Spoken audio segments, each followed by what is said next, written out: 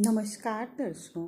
भगवान गणेश को विघ्नहर्ता कहा जाता है और गणेश जी सभी देवताओं में प्रथम पूज्य हैं।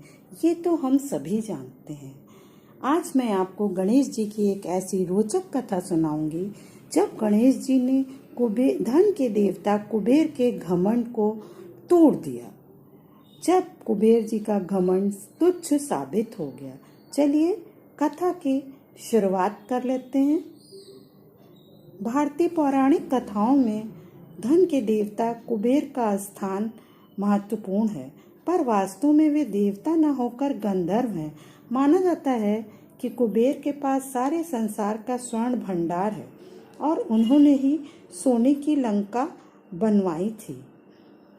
और सोने की लंका बनवाने के बाद अपने ऐश्वर्य का प्रदर्शन करने के लिए कुबेर का मन फड़फड़ाने लगा।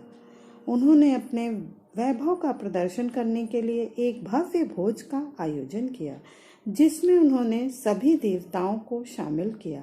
चारों ओर कुबेर के धन संपदा और ऐश्वर्य की चर्चा होने लगी। इसके बाद भी उनका गर्वित मन संतुष्ट नहीं हुआ, तो उन्होंने सोचा कि स्वयं परमात्मा को आमंत्रित करके अपने वैभव से चमत्कृत किया जाए।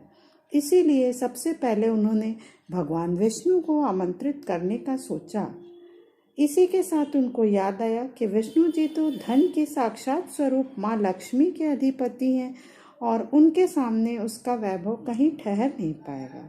इसके बाद उसने ब्रह्मा जी को बुलाने का सोचा, पर वो ठहरे ज्ञानी। उनका संबंध केवल ज्ञान और शास्त्रों से था। धन संपदा से उनका कुछ लेना देना ही नहीं था और न ही उन पर कोई कुबेर के धन ऐश्वर्य का कुछ प्रभाव पड़ना था। इसके बाद भोले भंडारी भगवान शिव को याद कर कुबेर आनंद से सारोबार हो गए और उन्होंने सोचा कि एक व्याप चर्म धारण करने वाले खुले पहाड़ों में रहने वाले शिव जी जब उनकी लंका देखेंगे तो उनकी आंखें फटी की फटी रह जाएंगी। ऐसा सोचकर कुबेर तुरंत ही शिव जी को आमंत्रित करने चल दिए।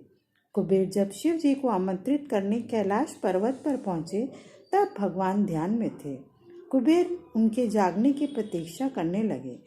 शिव जी जब ध्यान से उठे तो कुबेर को देखते ही उनके मन के भाव जान गए और उनकी नादानी पर मुस्कुरा उठे। किंतु कुबेर जी यह जान न सके कि जिसे कण कण का भान है वह उनका मन भी पढ़ सकता है।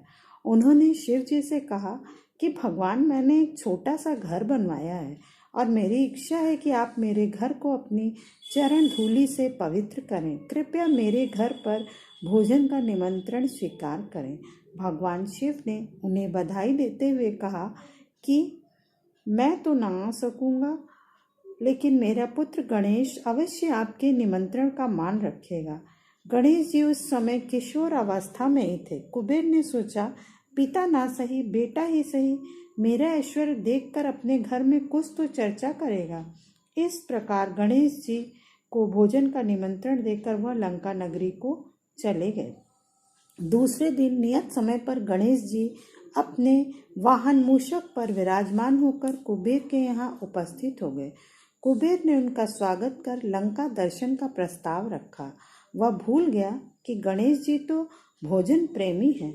गणेश जी ने कहा, मैं तो भोजन करने आया हूँ, आपकी लंका देखने नहीं। मुझे भोजन करवा दीजिए, मुझे भूख लगी है। मन महसूस कर कुबेर ने भोजन लगवा दिया, लेकिन गणेश जी की भूख का अंदाजा उसे नहीं था। गणेश जी ने कुबेर के घर का सारा भोजन पलक झपकते ही साफ कर दिया और अधिक मात्रा में भोजन लाने को कहा। कुबेर ने अपने महल के समस्त सेवकों को भोजन बनाने और परोसने में लगा दिया, पर गणेश जी की भूख शांत नहीं हुई। वास्तविकता यह थी कि गणेश जी का पेट तो माता पार्वती के हाथ से एक कौर खा कर ही भर जाता था। यहाँ माँ के अभाव में उन्हें पेट भरने का आभास ही नहीं हो रहा था। आखिर में कुबेर ने हाथ जोड़कर माफी मांग ली और भोजन परोसने में असमर्थता जता दी। गणेश जी बहुत नाराज हुए और बोले कि तुम तो एक व्यक्ति को भरपेट भोजन तक नहीं करा सकते, फिर तुम्हारे इस धन ऐश्वर्य और स्वर्ण की लंका का क्या मोल। पहले भोजन की व्यवस्था तो कर लेते, फिर निमंत्रण देते।